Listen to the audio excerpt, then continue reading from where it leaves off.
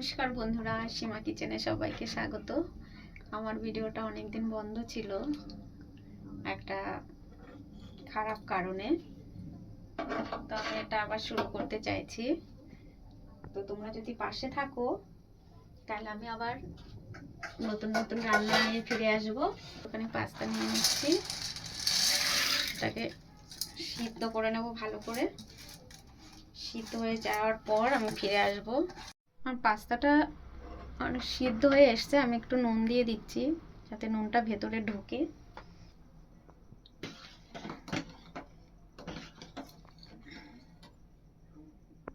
অনেকটা হয়ে এসছে, আর একটু হবে, তারপরে নামিয়ে দেবো। পাস্তাটা আমার সিদ্ধ হয়ে গেছে, এইভাবে করে সিদ্ধ নিয়েছে, একদম গলে গেছে। তো আমি এখন নামিয়ে দিচ্ছি, জলটা ঝাড়িয়ে নিই।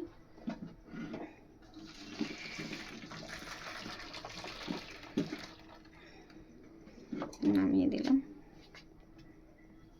কড়াটা আমার গরম হতে থাক, ততক্ষণ আমি একটু বাটার দিয়ে দিচ্ছি অল্প করে, যেহেতু এখানে আমার ক্রিমি মাশরুম আছে, রান্না করে রেখেছিলাম আগে, এটা দিয়ে আমি ওটা করতে চাইছি পাস্তাটা। তার জন্য আমি বাটার দিয়ে নিলাম একটুখানি, সামান্য একটু। তো এটা দিয়েই আমি করতে চাই।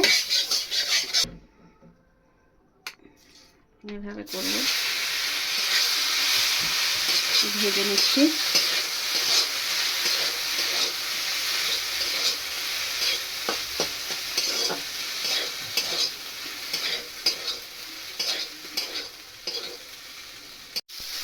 তো আমি এই পাস্তাটা একটু ভেজে নিলাম, এবার এটা দিয়ে দিচ্ছি মাশরুমটা।